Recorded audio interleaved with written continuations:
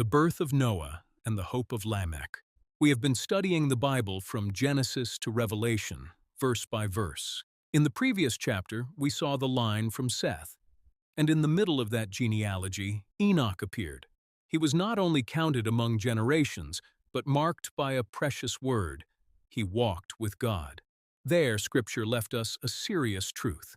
The certainty of a life is not found only in the years that are lived, but in walking with God. Now we continue advancing in our study, and we come to Genesis chapter 5, verses 25 through 29. Scripture says that Methuselah begot Lamech. Then Lamech lived 182 years, begot a son, called his name Noah, and said, "This same shall comfort us concerning our work and toil of our hands, because of the ground which the Lord hath cursed." Here the account takes on another strength. After seeing generations and ages, a father appears, speaking with hope. Lamech looks at the work of the hands, looks at the weight of the earth, looks at the weariness that remained upon the life of man, and in the middle of all that he speaks a word over his son.